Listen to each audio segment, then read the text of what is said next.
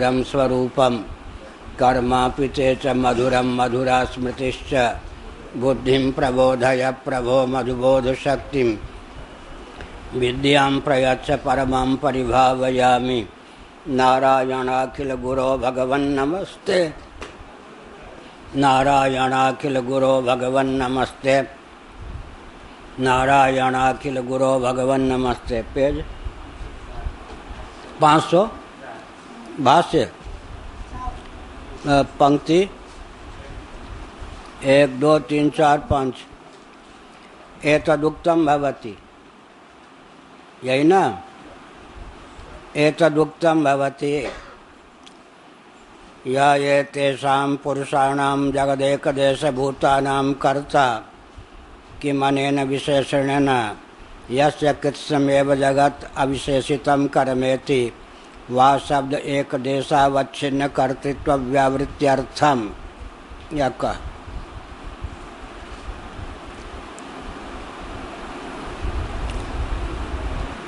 तो जो एतद वा कहा था ना, उसको लेकर कहते हैं।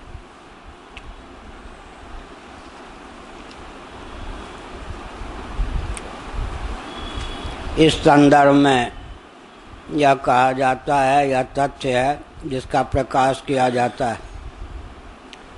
आदित्य मंडलांतर्गत, चंद्र मंडलांतर्गत पुरुष जिसका कि वालाकी ने ब्रह्म रूप में वर्णन किया,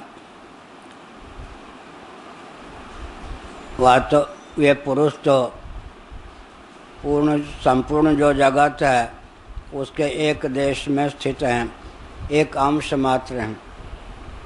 क्योंकि यह जो जगत है इसमें अधिभूत भी है, अध्यात्म भी है, साथ ही साथ अधिदैव भी है, उससे अतीत जीव, उससे अतीत प्रकृति भी है।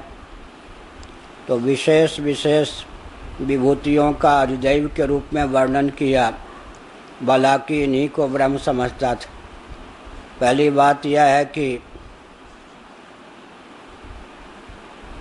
चंद्रमंडल में जो पुरुष है, आदित्य मंडल में जो पुरुष है, इस प्रकार से कह सकते हैं अग्निमंडल में जो पुरुष है, ये सब जिसके कार्य हैं, इन सब का जो कर्ता है, उसी को ब्रह्म के रूप में ख्यापित किया बालाकी ने। लेकिन अजातशत्रु ने बताया, तुम्हारी प्रतिज्ञा यह थी कि हम ब्रह्म का निरूपण आपके प्रति करेंगे। काशी नरेश थे, उनके लिए भी जनक शब्द का प्रयोग किया गया है। वो ब्राह्मण कुछ अहंकारी था, वो आ गया, राजन तुम्हें मैं ब्रह्म का उपदेश करूँगा। उन्होंने कहा इससे बढ़िया क्या बात है। इस जनक की प्रसिद्धि दानदाता के रूप में है और श्रोता के रूप में भी है। लीजिए दान के रूप में इतनी गायें, क्योंकि आप सुनाने आए हैं, मैं श्रोता भी हूँ। बड़े चाव भाव से जो ब्राह्मण अधिकृत व्यक्ति मुझे उपदेश देते हैं सुनता हूँ, सुनने में भी आगे, दान देने में भी आगे, मेरी यही प्रसिद्धि है। आप भला ब्रह्म का उपदेश करने आए हैं, इस उपलक्ष्य में इतनी गायें ले लीजिए। यह प्रसंग बृहदारण्यक उपनिषद में भी है, कौशिकी ब्राह्मणोपनिषद में भी है। उसके बाद ब्राह्मण और फूल गए।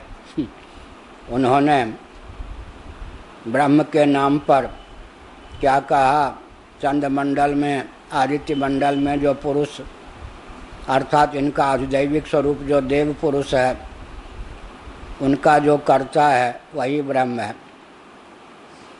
लेकिन वास्तव में ब्रह्म कौन है? जिसमें अधिभूत भी है, अध्यात्म भी है, अधिदैव भी है, उससे अतीत माया प्रकृति भी है, माया शक्ति भी है। माया दक्षेण प्रकृति श्वेते सचराचरम हेतुना नेन कौन्तेय जगत भी परिवर्तते। तो जगत के एक देश गिनी चुनी इकाई को लेकर ही कर्तृत्व का निरूपण किया। केवल अधिदैव का जो कर्ता होगा वो ब्रह्म कैसे होगा? वो तो पूरी सृष्टि का ही करता है, पूरी सृष्टि उसका कर्म है। तो अजातशत्रु ने कहा, ब्राह्मण, आपने ब्रह्म के रूप में जिसका उपदेश किया उसमें तो ब्रह्म का लक्षण चरितार्थ ही नहीं होता है।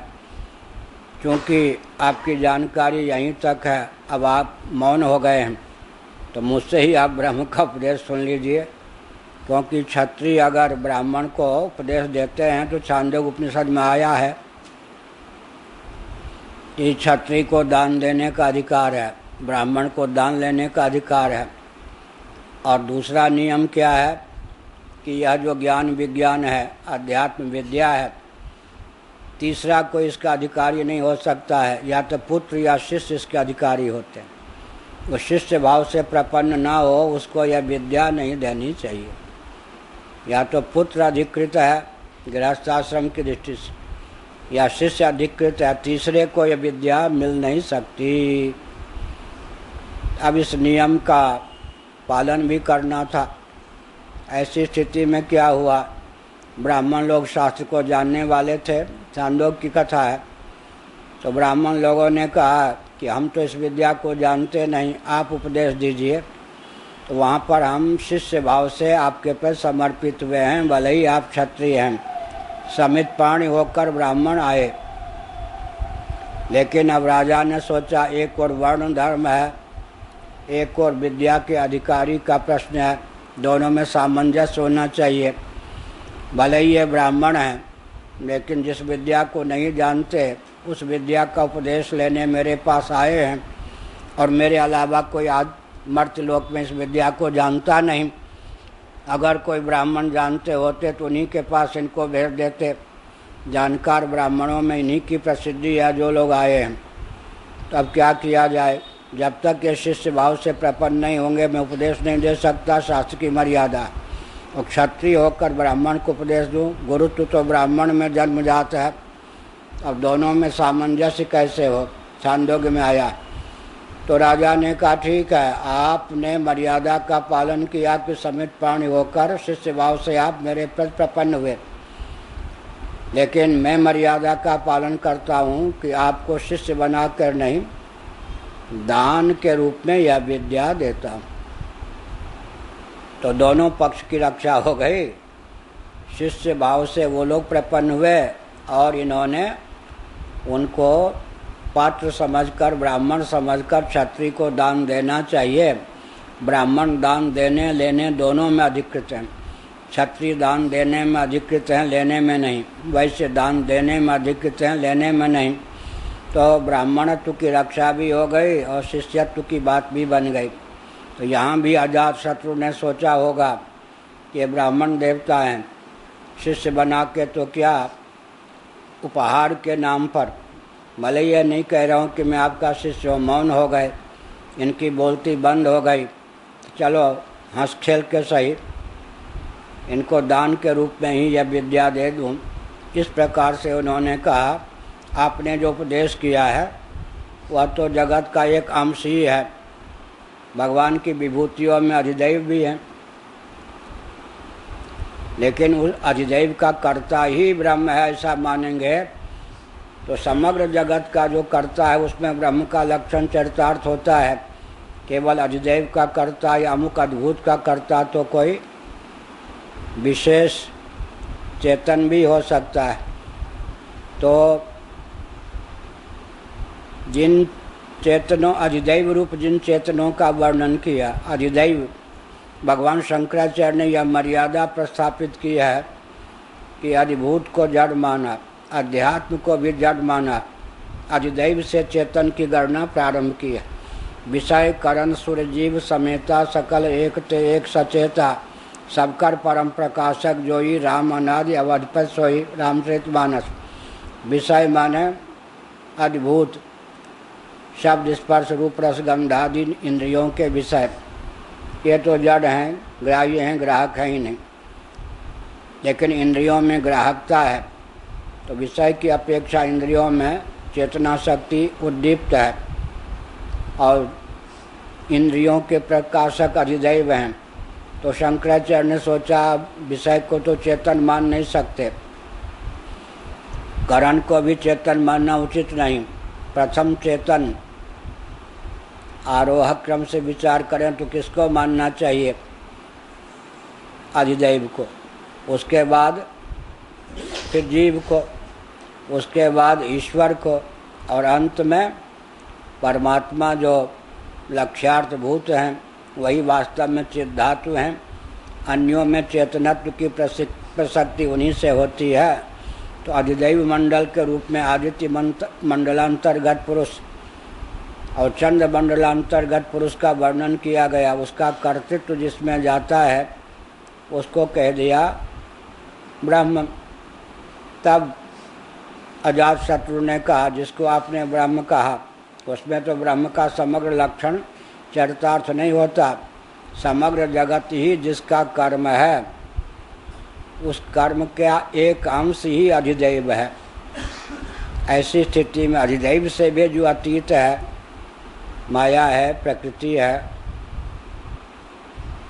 वो भी जिसके द्वारा नियम्य है या जिससे अभिव्यक्त है वही परमात्मा है।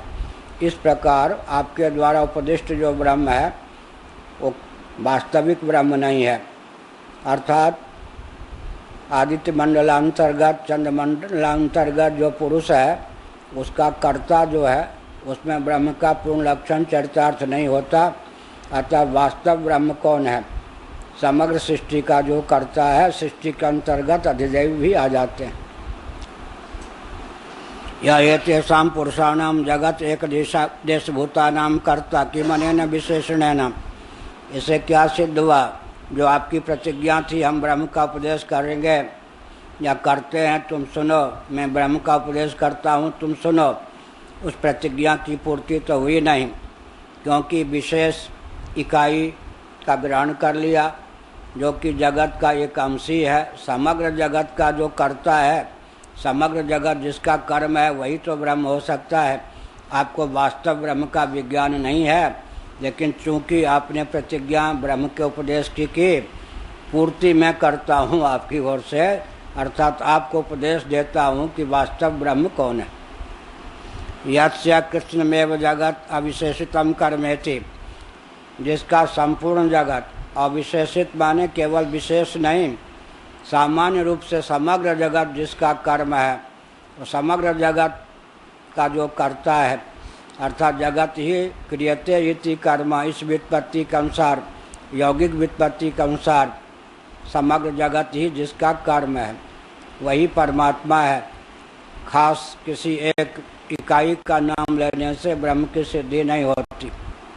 अन्यों में भी कर्तृत्व प्रसक्त होता है। जैसे भामतीकार वाचस्पति मिश्र जी कहेंगे, आखिर आदित्य मंडलांतर्गत पुरुष हो या चंद्र मंडलांतर्गत पुरुष हो, ये तो अधिदैव हैं। उनका आदिभौतिक स्वरूप पिंडात्मक प्रकाशयुक्त चंद्र सूर्य है। उसके जो अभिमानी देवता हैं वे किसके कार्य हो सकते हैं? तो सर्वदेव घनात्मक, सर्वजीव घनात्मक हिरण्यगर्भ रूप ब्रह्मा के। इन सब का कर्तृत्व प्राण में जाता है। प्राण का अर्थ वहाँ पर क्या होता है? प्राण का अर्थ यहाँ पर, क्योंकि आदित्य मंडलांतर्गत पुरुष, चंद्र मंडलांतर्गत पुरुष जिसका कर्म है, जिसका कार्य है, उसका कर्ता कौन है? प्राण। पूर्व पक्ष में प्राप्त हुआ। प्राण का अर्थ क्या करेंगे? अधिदैव चेतन होते हैं या प्राण चेतन होता है? तो प्राण की दृष्टि से विचार करेंगे तो प्राण का अर्थ संभल के करना पड़ेगा। तो हिरण्यगर्भात्मक प्राण माना। यहाँ प्राण का अर्थ हिरण्यगर्भात्मक माना, कार्य ब्रह्म। उस कार्य ब्रह्म हिरण्यगर्भ का कार्य देवता हो सकते हैं, क्योंकि हिरण्यगर्भ में दो लक्षण आता है, सर्वदेव घनात्मक और सर्वजीव घनात्मक ब्रह्मा जी को माना गया। सभी देवताओं के कर्ता भी हैं और सभी जीवों के अभिव्यंजक भी हैं। क्या? सर्वजीवों के अभिव्यंजक व्यंजक हिरण्यगर्भ होते हैं और सर्व देवताओं के अभिव्यंजक भी हिरण्यगर्भ होते हैं। दोनों प्रकार के चेतनों की अभिव्यक्ति जिस चेतन से होती है वो कार्य ब्रह्मरूप हिरण्यगर्भ है, जिसको प्राणात्मक कहा जाता है। लेकिन वो भी तो कार्य ही है। अर्थात ब्रह्मा भी कार्य कोटि के पदार्थ होने के कारण, जगत के एक अंश होने के कारण कर्म ही है। ब्रह्मा भी जिसके, प्राण भी जिसका कर्म है, उसमें ब्रह्म का लक्षण जाना चाहिए। केवल हिरण्यगर्भ में जो ब्रह्म का लक्षण जाएगा वो गौण होगा। हाँ,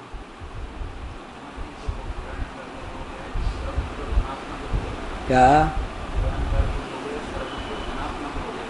श्रीमद् भागवत के तीसरे स्कंद से मैं बोल रहा हूँ, क्योंकि हिरण्यगर्भ संवर्तताग्रे भूतस्य योनि का है ना, यानी हिरण्यगर्भ सबसे पहले कौन उत्पन्न हुए? भगवान से हिरण्यगर्भ ही। हिरण्यगर्भ संवर्तताग्रे अर्थात प्रथम विद्यमान था हिरण्यगर्भ ही। और तेने ब्रह्म हृदय आदि कवये, आदि कवि माने ब्रह्मा हिरण्यगर्भ को जिस अंतर्यामी परमात्मा ने मनसा, मनसैव, हृदय माने मनसैव, अपने संकल्प मात्र से वेद विज्ञान प्रेषित किया, उसका नाम क्या हुआ? हिरण्यगर्भ। हिरण्यगर्भ से ही अंत में कौन निकलेंगे? देवता भी निकलेंगे, जीव भी निकलेगा, क्योंकि मुख्य जीव कौन होंगे? हिरण्यगर्भ। मुख्य देवता कौन होंगे? मुख्य देवता हिरण्यगर्भ होंगे। उन्हीं से अन्य देवों की अभिव्यक्ति तत्त उपाधि को लेकर होगी, और तत्त उपाधि को लेकर जीव की अभिव्यक्ति होगी। अब तारतम्य अगर बैठावेंगे तो अधिदैव मंडल, अधिदैव सूर्य का श्री विग्रह या देवता को विग्रहवती मानकर, विग्रह युक्त मानकर है। संस्कृत में देवता स्त्रीलिंग है इस दृष्टि से। तो देव को तो क्या हुआ? जीव, एक कोई जीव ही, तो इसीलिए दूसरा अर्थ किया गया कि प्राण को नहीं तो जीव को मानिए कर्ता। पूर्व पक्ष दो हुआ ना, क्योंकि ये जो देवता होंगे, आखिर देवता कौन होंगे? देवता का मूल स्वरूप कौन होगा? जीव होगा। जीव ही ऊर्ध्वं गच्छन्ति सत्वस्था मध्ये तिष्ठन्ति राजसाः जघन्य गुण वृत्तिस्थाधो गच्छन्ति तामसाः। जीव ही कर्मोपासना के समुचित अनुष्ठान के फलस्वरूप देव भावापन्न होता है। तो देव योनि भी है ना, तो 84 लाख योनियों को कौन प्राप्त करता है? जीव ना। तो देवताओं का भी मौलिक स्वरूप कौन है? जीव। जैसे हम मनुष्य के रूप में हैं, ऐसे कोई देवता के रूप में है। हमको दिव्य शरीर प्राप्त है, उनको दिव्य शरीर प्राप्त है, लेकिन जो मनुष्य शरीर में है वो कौन है? जीव है। जो देवता के शरीर में वो है जीव, जो गंधर्व के शरीर में वो है जीव, जो वृक्षों के शरीर में है वो है जीव स्थावर, और जो चींटी के शरीर में है वो जीव। तो जीव ही तो अपने शुभाशुभ कर्मों के अनुसार 84 लाख योनियों को पाटे हुए है। इसलिए जीव में करते तो चला गया, उधर हिरण्य, उधर कहाँ चला गया? प्राण में करते तो चला गया। जब परिस्पंद रूप कर्म मानेंगे, कर्म का अर्थ परिस्पंद करेंगे, क्रिया करेंगे, प्रवृत्ति करेंगे, क्योंकि सत्व गुण प्रकाशात्मक होता है, रजोगुण उपष्टम्भात्मक होता है, तमोगुण अवष्टम्भात्मक होता है। अवष्टम्भ माने निरोध, तमोगुण ये हमारे पूज्य गुरुदेव ने हमको याद करवाया, उन्हीं का दिया हुआ, उन्हीं का वाक्य है। तमोगुण अवष्टम्भात्मक होता है, रजोगुण उपष्टम्भात्मक प्रवृत्ति रूप हलचल क्रिया रूप, और सत्वगुण प्रकाशात्मक होता है, प्रकाश प्रवृत्ति निरोध, तीन चीज है। प्रकाश सत्वगुण से, प्रवृत्ति रजोगुण से, निरोध तमोगुण से है। तो इसका अर्थ क्या हुआ? देवता के रूप में भी जीव ही, मनुष्य के रूप में भी जीव ही। तो फिर ये कहा गया कि प्राण तो वास्तव में परिस्पंद में हेतु है, लेकिन मुख्य चेतनत्व तो प्राण में नहीं है। इसलिए प्राण को अगर हम प्राणमय कोश से विज्ञानमय कोश, मनोमय कोश, विज्ञानमय कोश को उत्कृष्ट माना गया, इधर कोश की दृष्टि से विचार करेंगे, मन और बुद्धि को एक जगह कर दीजिए, मन बुद्धि के योग से अभिव्यक्ति जीव की होती है, तो प्राण की अपेक्षा क्या कहेंगे? जीव का उत्कर्ष अधिक हो गया, क्योंकि जीव की अभिव्यक्ति अंतःकरण के द्वारा होती है मुख्य रूप से, तो जीव कर्ता हो गया इनका। तो जीव कर्ता हुआ तो प्राण कर्ता हुआ तो अंत में निष्कर्ष क्या निकला कि ईश्वर कर्ता नहीं हुआ। ईश्वर में कर्तृत्व तभी जाएगा जब अमुक अमुक घटक नहीं बल्कि संपूर्ण जगत सामान्य, कार्य सामान्य को जगत माना जाए, तब एक एक घटक का कर्तृत्व तो किसी अन्य में जा सकता है। जैसे भवन रूप जो घटक है, एक यूनिट है, एक इकाई है, इसका कर्तृत्व तो जाएगा मिस्त्री आदि में। इसी प्रकार से मान लीजिए घट आदि का कर्तृत्व कुम्हार में चला जाएगा, पट आदि का कर्तृत्व गोविंद राष्ट्रपति में चला जाएगा। गोविंद का अर्थ जुलाहा होता तो गोविंद राष्ट्रपति में चला जाएगा उसका अर्थ। तो किसी को गोविंद ने बनाया, किसी को कुम्हार ने बनाया। और उत्तर प्रदेश में कुम्हार को तो प्रजापति कहते हैं, और उड़िया में तितली को, तितली होती है ना, तितली को प्रजापति कहते हैं। उत्तर प्रदेश में कुम्हार को प्रजापति कहते हैं। गोविंद का अर्थ होता है संस्कृत की दृष्टि से जुलाहा। हम राष्ट्रपति की बात नहीं जानते, वो उनकी जाति वो जाने। संस्कृत में गोविंद का अर्थ होता है जुलाहा, कुंभकार का अर्थ होता है कुम्हार हिंदी में। तो इसका अर्थ हुआ तत्त कार्य का कर्तृत्व किसी किसी अन्य में जाएगा। समग्र सृष्टि जो जिसका कर्म है उसका कर्तृत्व भी सर्वेश्वर परमात्मा में जा सकता है, वो भी मायोपाधिक, क्योंकि विशुद्ध जो चित्त धातु है उसमें कर्तृत्व नहीं है, लेकिन मायोपाधिक में असंगता भी है और कर्तृत्व भी है। यस्य कृष्णमेव जगत अविशेषितम कर्मेति। अविशेषित का अर्थ एक एक घटक की बात छोड़ दो, पूरा नाम रूप सामान्य, नाम रूप सामान्य ही जिसका कर्म है, ऐसा नाम रूप सामान्य ही जिसका कर्म है। कर्म नाम रूप सामान्य ही जिसका कर्म है, वो कौन होगा? परमात्मा, परमेश्वर। हाँ,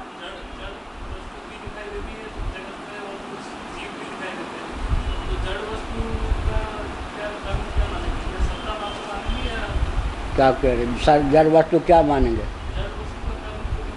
क्या कह रहे? पृथ्वी जड़ है या चेतन? चेतन भी है, अधिदैव दृष्टि से चेतन है। वैसे भूत है, पंचभूत जड़ है या चेतन? लो, अरे आकाश जड़ है या चेतन? वायु जड़ है या चेतन? तेज जड़ है या चेतन? जल जड़ है या चेतन? पृथ्वी जड़ है या चेतन? पंचभूत जड़ है या चेतन? अभी संशय है। हाँ, राम राम, ठीक है। ये डालमा जड़ है या चेतन, ये बताओ आप। डालमा जड़ है या चेतन? अभी संदेह है। मांसाहारी जो होते हैं उनके लिए उत्तर देना बड़ा कठिन। क्या जो मांसाहारी होंगे वो तो चेतन को भी खा जाते हैं अपनी ओर से एक प्रकार से, तो उनके लिए डालमा और मछली में क्या कौन जड़ है कौन चेतन है कह पाना बड़ा कठिन होता है। वो तो चेतन बता रहे हैं डालमा। हाँ, वही तो कह रहे हैं। इसीलिए हमने कहा ना कि मांसाहारी के लिए, अगर इनकी बात नहीं है, ये कौन है ये नहीं मुझे मालूम, मांसाहारी जो कोई व्यक्ति होगा उसके लिए मछली और डालमा में क्या अंतर? मछली भी खाद्य है, डालमा भी खाद्य है, तो उसके लिए जड़ चेतन का विभाग भोजन में करना बड़ा कठिन है। अब मछली ने जोर मार दिया संस्कार में तो डालमा चेतन और डालमा ने जोर मार दिया तो मछली जड़। यही बात है ना, क्योंकि उसका शरीर तो जड़ ही है। डालमा की बुद्धि तीव्र हो गई तो मछली जड़ है, और मछली की बुद्धि तीव्र हो गई तो डालमा चेतन है। ये अरे पृथ्वी भी जड़, जल भी जड़, तेज भी जड़, वायु भी जड़ और आकाश भी जड़, ये सब हो गए। और इनके द्वारा जो शरीर है वो स्थावर प्राणी, स्थावर प्राणी कौन हो गए? तरुलता, गुल्म इत्यादि, ये सब 24 प्रकार के स्थावर प्राणी होते हैं। हमारा एक ग्रंथ है सनातन सार्वभौम सनातन सिद्धांत, उसमें हमने महाभारत के अनुसार लिखा है। गायत्री मंत्र में छंद की दृष्टि से 24 अक्षर हैं। पूरी सृष्टि गायत्री मंत्र की व्याख्या है, या पूरी सृष्टि प्रणव की व्याख्या है। 24 प्रभेद वनस्पतियों के कैसे होते वो सब हमने अपने ग्रंथों में लिखा है। अब चेतन कौन हो गए? स्थावर प्राणी। उनकी अपेक्षा चेतन जंगम प्राणी, जंगम प्राणियों में भी चींटी भी चेतन, और कौन, सूर्य भी देवता के रूप में, चंद्रमा भी चेतन, चंद्रमंडल जड़ है लेकिन उसके अभिमानी देवता चेतन, पृथ्वी मंडल जड़ है लेकिन भूदेवी जब कहेंगे तो चेतन, आदित्य मंडल जड़ है लेकिन सूर्य वंश के प्रवर्तक जब कहेंगे, कुंती को जिनका अनुग्रह से कर्ण प्राप्त हुआ वो जब कहेंगे तो चेतन। आधिदैविक दृष्टि से पृथ्वी भी चेतन, जल भी चेतन, तेज भी चेतन, चेतन वायु भी चेतन, आकाश भी चेतन, लेकिन अधिदैव कोटि के चेतन। लेकिन पृथ्वी चंद्रमा का शरीर या चंद्रदेव कौन बना, एक जीव विशेष, सूर्यदेव कौन बना, एक जीव विशेष, तो अधिदैव की अपेक्षा जीव उन्नत। हम जो मनुष्य इत्यादि हैं हमारे लिए देवता आराध्य होते हैं, लेकिन जीव से तो देवता अवर होते हैं। भगवान को ही जहाँ देव कहते हैं उनको छोड़कर जितने देवता हैं, जीव उनसे बड़ा है या देवता बड़े हैं जीव से? जीव बड़ा हुआ ना, क्योंकि जीव ही देवता बनता है, मनुष्य भी बनता है। और हम जब अपने को नराभिमानी मानते हैं, मनुष्य मानते हैं, तो हमसे देवता ऊंचा हुए, क्योंकि हम पाप पुण्य के शुभाशुभ कर्म के फलस्वरूप मनुष्य शरीर को प्राप्त किए हुए हैं। और देवताओं का शरीर द्रव्य सूक्ष्म विपाकात्मक पुण्य सार सर्वस्व होता है। हमारे आराध्य कौन है? देवता। लेकिन देवता का स्थान तो जीव की अपेक्षा अवर ही है। तो प्राण को मान लो, प्राण में कहीं विश्वास न हो कि जड़ता का भ्रम हो कि देवता का कारण प्राण कैसे हो सकता है। यद्यपि प्राण का अर्थ फिर उन्नत करना पड़ेगा, प्राण का अर्थ जब उन्नत करना पड़ेगा, क्योंकि बृहदारण्यक उपनिषद के अनुसार एक देव कौन है? तो प्राण ही एक देव है। तो प्राण का अर्थ अगर वायु तत्व आध्यात्मिक वायु लेंगे या अधिदैविक वायु लेंगे तब क्या होगा? काम नहीं बनेगा। तब क्या मानना चाहिए? प्राण शब्द का अर्थ हिरण्यगर्भात्मक हिरण्यगर्भ है। इसीलिए भामतीकार ने लिखा, आगे पाठ में आएगा, हिरण्यगर्भ संवर्तताग्रे। यहाँ जो हिरण्यगर्भ है उसी का नाम प्राण है। और इसको सिद्धांत में डालना होगा तो अव्याकृत का नाम प्राण है। लो जी, प्राण शब्द सब में चला जाता है। जैसे तात है संस्कृत का शब्द, बेटा के लिए भी तात, मित्र के लिए भी तात, पिता के लिए भी तात कह सकते। तात जो है ऊपर नीचे मध्य तीनों संबंधों को द्योतित करता है। पिता को तात कहा वो भी ठीक, बेटे को तात कहा वो भी ठीक, सखा को तात कहा वो भी ठीक।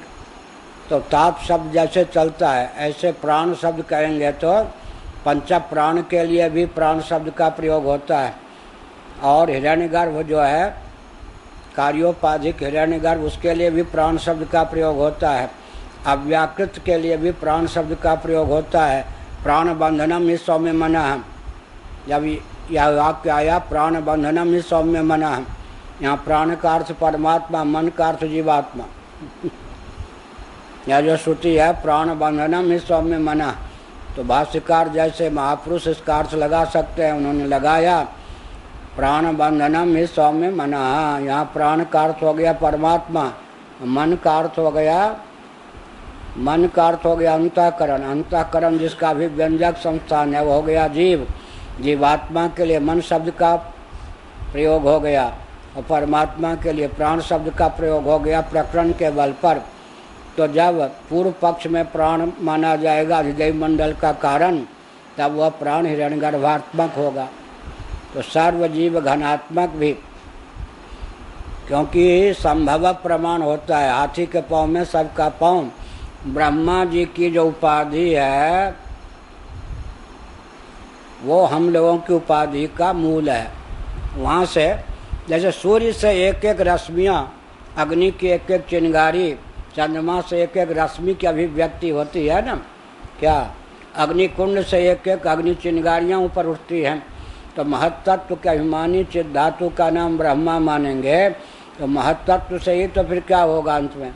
हम तत्व की निष्पत्ति होगी, हम तत्व से पंचभूतों की तन्मात्राओं की निष्पत्ति होगी, पंच तन्मात्राओं से पंच स्थूल भूतों की निष्पत्ति होगी।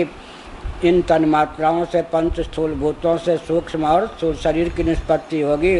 उसमें तादात्म्यपत्ति होगी, तब जीव संज्ञा हमारी होगी। तो महत्तत्व की अपेक्षा कितना अवर हमारा क्या सूक्ष्म शरीर और स्थूल शरीर हो गया। अगर महाभारत की एक प्रक्रिया के अनुसार अहम तत्व में जो अभिमानी चेतन है उसका नाम ब्रह्मा मानते हैं, तब कार्योपाधिरायम जीवा की दृष्टि से महत्तत्व को भी मान सकते हैं। लेकिन संकर्षण इत्यादि को बीच में रखने के लिए वो जो पांचरात्र सिद्धांत है, पांचरात्र पर हमारा एक ग्रंथ है बहुत बढ़िया, बहुत महत्वपूर्ण। महाभारत में पांचरात्र का वर्णन है, आपस में एक दो वचन टकराते हैं, उन सब की संगत लगाकर पांचरात्र पर हमारा कोई ग्रंथ है यहाँ, पांचरात्र सिद्धांत या क्या नाम है पता नहीं। तो ब्रह्मा जी की उपाधि विवक्षा वसाहत अगर अहम मानते हैं, उस अहम तत्व से ही तो सात्विक राजस तामस प्रभेद होंगे। सात्विक प्रभेद में देवता लोग आ जाएंगे, क्या राजस प्रभेद में कर्णग्राम आ जाएगा, तामस प्रभेद में क्या पंच तन्मात्राएं पंचभूत ये सब आ जाएंगे। इसका मतलब क्या है, अहम समष्टि अहम में तादात्म्यपन्न चित धातु का नाम कदाचित हम ब्रह्मा मानते हैं, तो उसी से तो फिर देवता की अभिव्यक्ति होगी या नहीं। सात्विक अहम से मन भी होगा और देवता भी होंगे 10 इंद्रियों के। सात्विक अहम से ही देवता की अभिव्यक्ति होती है। राजस तामस अहम से ही प्राण की निष्पत्ति होती है, कर्मेंद्रियों की, ज्ञानेंद्रियों की, तन्मात्राओं की, और किसकी अभिव्यक्ति होती है, पंचभूतों की। तो ब्रह्मा जी हम सब प्राण का अर्थ ब्रह्मा जी करेंगे तो अधिदैव के भी नियामक और कर्ता ब्रह्मा हो जाएंगे या नहीं। लेकिन ब्रह्मा क्या चरम कारण होंगे या कार्य कोटि के होंगे, क्योंकि जब महत्तत्व या अहम तत्व भी कार्य है तो कार्योपाधिक हुए, तो ईश्वर का लक्षण फिर ब्रह्मा जी में भी चरितार्थ नहीं हुआ।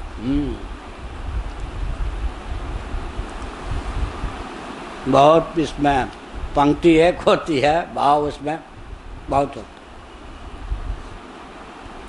वा शब्द एक देशावच्छिन्न कर्तृत्व व्यावृत्त्यर्थ है।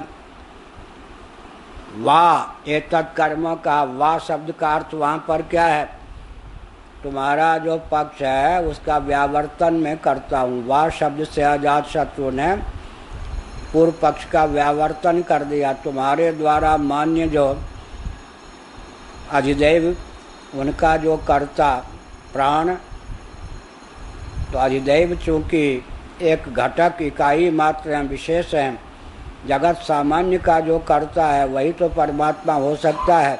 एक घटक का कर्ता तो कोई अन्य हो सकता है, प्राण हो सकता है, जीव हो सकता है। तो बलाकी के द्वारा जिसे कर्ता माना गया उसके व्यावर्तन, निरसन या प्रतिषेध के लिए वा शब्द का प्रयोग किया गया। एक देश से अवच्छिन्न जो कर्तृत्व है उसके व्यावृत्ति के लिए है। एक देश माने समग्र सृष्टि का कोई एक घटक, समग्र सृष्टि का कोई अधिदैव घटक, अध्यात्म घटक कोई कह दे, अधिभूत घटक कह दे। जिसने पृथ्वी की रचना की वो परमात्मा एक घटक, उसको भी लक्षण ले जाएंगे कि इसके बाद ये आया है ना, भामती कारण का। यहाँ पर धारा ये एक घटक अधिदैव ले लिया, नहीं सामान्य घटक को लीजिए। सामान्य घटक माने पूरा जगत, पूरी सृष्टि का जिसमें कर्तृत्व होगा वही वास्तव में परमात्मा होगा। नहीं तो जीव कर्ता बन बैठेगा साक्षात, कहीं जीव कर्ता बन बैठेगा, कहीं पर प्राण ही कर्ता बन बैठेगा, कहीं प्राण और जीव का एकत्व भी हो जाएगा। ऐसा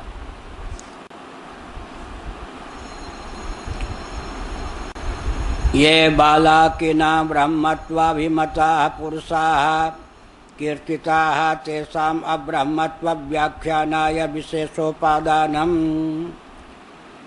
अब कहते हैं वालाकिना, वालाकी के द्वारा बलाकी, बला पितृपरक नाम या मातृपरक नाम है। बलाका कह देंगे तब बालाकी मातृ के गर्भ से उत्पन्न। और गोत्र का भी नाम दिया गया है, कौशिकी ब्राह्मणोपनिषद बृहदारण्यक में आज पढ़ रहा था इसको समझने के लिए, तो वहाँ पर गार्ग्य गोत्र है। गार्ग्य गोत्र का था, पिता के नाम पर बालाकी नाम पड़ गया।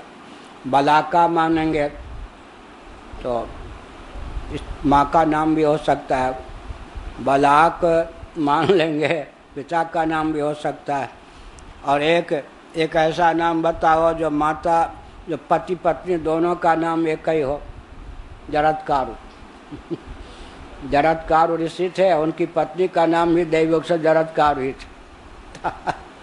पति का जो नाम वही घर का, पत्नी का भी नाम, मायके का नाम जरत्कारु, और दैवयोग से उसका विवाह जो हुआ पति का नाम भी जरत्कारु। लो तो बालाकी ना ब्रह्मत्वाभिमतः पुरुषा, बालाकी के द्वारा ब्रह्म के रूप में जो अभिमत पुरुष थे, पुरुषा, यहाँ पुरुषा कह दिया। यहाँ पर लगता है कि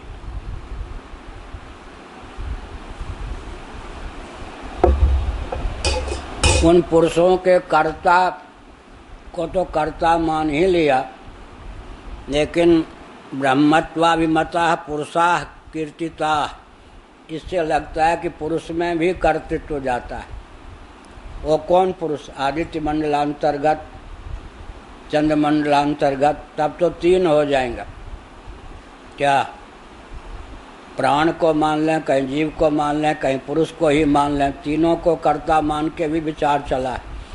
लेकिन उन पुरुषों का कर्ता प्राण को मान लिया गया, उनसे भिन्न जीव को मान लिया गया। इस प्रकार से तेषाम अब्रह्मत्व ख्यापनाय विशेषोपादानम, उनके अब्रह्मत्व का ख्यापन करने के लिए वो जो देववृंद हैं वो भी वास्तव में ब्रह्मा नहीं हो सकते, परमात्मा नहीं हो सकते, क्योंकि वो विशेष हैं। कार्य विशेष ही सब कार्यों का कर्ता कैसे हो सकता है?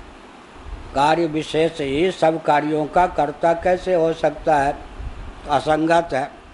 एवं ब्रह्म परिव्राजक न्यायेन, ब्राह्मण परिव्राजक न्यायेन सामान्य विशेषाभ्याम जगता कर्ता विदितव्यतयोपदिश्यते। ब्राह्मणा भोजितव्याः परिव्राजकाश्च, एक वाक्य है, ब्राह्मणा भोजयितव्याः और परिव्राजकाश्च, ब्राह्मण भोजन कराने योग्य हैं, निमंत्रण दीजिए और कराइए। साथ ही साथ कह दिया गया परिव्राजकों को भी, इसी का नाम शंकराचार्य ने लिखा ब्राह्मण परिव्राजक न्याय, 1000 न्याय, उसमें एक ब्राह्मण परिव्राजक न्याय भी है। हमारे पास कहीं पुस्तकालय में पुस्तक है जिसमें 1000 न्याय का वर्णन है संस्कृत में। 1000 न्याय में एक न्याय यह भी है ब्राह्मण परिव्राजक न्याय। हमने भी 1-2 न्याय बनाया 1000 से अतिरिक्त। बट वृक्ष न्याय, मूल खत्म हो जाए तो अभी बट खत्म नहीं होता, ऊपर से आती है जटा, पृथ्वी से मिलकर के मूल बन जाती है। जैसे कलकत्ता में एक बट का वृक्ष है, मूल का पता ही नहीं लगता और बट पेड़ बना हुआ 1 किलोमीटर की परिधि में उसके। कलकत्ता में देखा है, देखना चाहिए, बहुत बढ़िया बट का वृक्ष, 1 किलोमीटर ऐसे। अक्षय वट उज्जैन में है, अंग्रेजों ने, मुसलमानों ने जलाने का बहुत प्रयास किया, वो नष्ट नहीं हुआ, उसका नाम अक्षय वट। एक अक्षय वट यहाँ पर है प्रयाग में, एक अक्षय वट उज्जैन में है। लेकिन वो तो सार क्या निकला, ब्राह्मण भोजन कराने योग्य हैं, ब्राह्मणों को भोजन कराना चाहिए। इसमें सामान्य का ग्रहण हो गया। तो ब्राह्मण सामान्य में सन्यासी आए या नहीं आए? आजकल नहीं आए, इसलिए दुर्बल पड़ गया ना। तो ये मैंने यूँ कह दिया कि सामान्य से विशेष का ग्रहण हो ही गया, क्योंकि हाथी के पाँव में सबका पाँव। जब हमने कह दिया ब्राह्मण भोजन कराने योग्य हैं, उनको भोजन कराओ, परिव्राजक का ग्रहण हो ही गया। कदाचित कोई उपेक्षा न कर दे कपड़ा को देख करके, तब कह दिया कि परिव्राजक और परिव्राजक तो सामान्य और विशेष दोनों का ग्रहण हो गया। इसी प्रकार सब दोनों को मिला के अर्थ कर लो। क्या? एतत् कर्म, यह जगत जिसका कर्म है अर्थात कार्य है, कार्यात्मक प्रपंच। उधर से ले लिया तुमने वाला की, जिसको कहा पुरुष को, आदित्य मंडलांतर्गत पुरुष और क्या चंद्र मंडलांतर्गत पुरुष, वो भी ब्राह्मण परिव्राजक न्याय से अब हम जगत के अंतर्गत विशेष को भी ले लेते हैं, क्योंकि सामान्य के अंतर्गत विशेष आ जाता है। विशेष के अंतर्गत सामान्य का समावेश, क्योंकि अल्प में अधिक का समावेश कठिन होता है, लेकिन अधिक में अल्प का समावेश संभव प्रमाण से हो जाता है। 5 रुपये में 100 रुपये का समावेश करना तो कठिन है, लेकिन 100 रुपये में 5 का, 10 का, 99 का सन्निवेश हो जाता है। तो ब्राह्मण परिव्राजक न्याय से सामान्य में विशेष का अंतर्भाव हो सकता है, और सामान्य सहित विशेष को हम भगवान का कार्य मान सकते हैं। तो दोनों तरह से सामंजस्य हो गया। एवं ब्राह्मण परिव्राजक न्याय न, देखिए मैं शास्त्र का अर्थ करता हूँ शास्त्र के ढंग से। मेरे पूज्य गुरुदेव जाट शरीर के थे ना, एक मस्त राम जी, पंजाब के, महाराज के अनन्य आज्ञाकारी।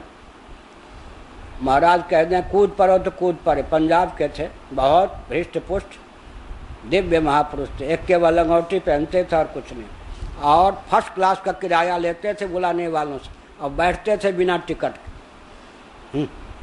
व्यसन था, एक कमंडल, उसमें एक लंगोटी पहने, तो जितना भव्य गौर थे जाट शरीर।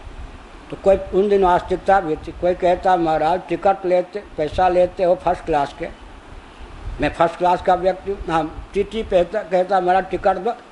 क्यों टिकट दूँ भाई, मैं फर्स्ट क्लास का आदमी हूँ। फर्स्ट क्लास में बैठ गए, बिना टिकट के बैठना तो थर्ड में बैठते कम से कम। मैं फर्स्ट क्लास का आदमी हूँ तो फर्स्ट में नहीं बैठूंगा। और इतना भव्य थे, मोटे तागड़े कि उनको गरीब दरिद्र भिखमंगा कोई समय नहीं, चेला बन जाता था। हाँ महाराज कोई बात नहीं, कोई बात नहीं, ठीक। उन दिनों ऐसा था। वो जो पैसा लाते थे उससे क्या करते थे, ब्राह्मणों को कथावाचक, व्याकरणाचार्य, साहित्याचार्य बनाते। वृंदावन में परमहंस आश्रम में रहते, हमको बहुत बांधते थे, मन लाड़ प्यार में। तो महाराज ने कभी नहीं उनको डांटा फटकारा। शास्त्र का प्रवचन करते समय हम कहेंगे ब्राह्मण संन्यास में अधिकृत हैं। अब कौन किस जाति के सन्यासी में पूछने जाऊं, घृणा करूं, यह मेरा व्यवहार नहीं। शास्त्र का, हमारे पूज्य गुरुदेव ने कहा अपने में भी कोई दोष हो तो शास्त्र का अर्थ करते समय उस दोष को बचाओ मत कि मुझ में यह दोष है तो शास्त्र का अर्थ में कटौती कर दो, ये नहीं। निष्पक्ष भाव से शास्त्र का अर्थ करना चाहिए। फिर तैत्रीय उपनिषद में क्या कह दिया आचार्य ने, तुम मेरे पास रहे हो विद्यार्थी को, मुझ में कोई त्रुटि, सामर्थ्य की प्रगल्भता से त्रुटि तुम्हें दिख सकती है, समर्थ के नहीं दोष गोसाई, अथवा संस्कारवश कोई त्रुटि हो सकती है, वो अनुकरण करने योग्य नहीं। मेरा भी जो कर्म स्तुत्य हो, शास्त्र सम्मत हो, मेरी चेष्टा वही अनुकरण करने योग्य है। इसका मतलब शास्त्र की रक्षा यूँ होती है, मुझ में भी कोई त्रुटि है तो इसका अर्थ ये नहीं कोई शास्त्र है, त्रुटि है वो ग्रहण करने योग्य नहीं है। यह निष्पक्ष, शास्त्र की व्याख्या निष्पक्ष ढंग से करो। अब सबको पूछते चलो किस जाति के आप सन्यासी हैं, ये गलत है। सन्यासी हैं, उनके गुरु ने दिया, उनका हम अपमान क्यों करें, वेश का अपमान क्यों करें, हमारे लिए सब ब्रह्म हैं। लेकिन जब शास्त्र की व्याख्या करेंगे तो फिर कटौती नहीं होगी। तो ब्राह्मण परिव्राजक न्याय में सामान्य और विशेष दोनों का ग्रहण हो गया, यद्यप सामान्य में ही विशेष का अंतर्भाव हो जाता है। विशेष में सामान्य की अनुगति होने पर भी सर्व सामान्य जो हैं घटक को ही पूर्ण कैसे मान लेंगे, घटक को ही पूर्ण कैसे मान लेंगे, घटक को पूर्ण तो नहीं मान सकते ना। इसलिए सामान्य में विशेष का अंतर्भाव हो गया, लेकिन कहीं कहीं सामान्य के साथ पृथक से विशेष का भी उल्लेख हो जाता है, जैसे ब्राह्मण परिव्राजक न्याय से। अब दोनों का सामंजस्य, जो विशेष रूप से कहा गया पुरुष कहे गए वो, और यह सामान्य रूप से जो जगत कहा गया वो, अर्थात दोनों का ही कर्तृत्व जिसमें है, सामान्य में ही विशेष का अंतर्भाव हो जाने पर भी। ओम पूर्णमद तो एक पंक्ति रह गई, परमेश्वरश्च सर्वजगतः कर्ता सर्ववेदान तेसु अवधारिता। सबका लबो लबाव सार ये है कि परमेश्वर ही जगत का कर्ता हो सकता है। समग्र उपनिषदों का उद्घोष एक स्वर से यही है। हाँ, आप एक भजन सुना दो, कल आप नहीं सुना पाई।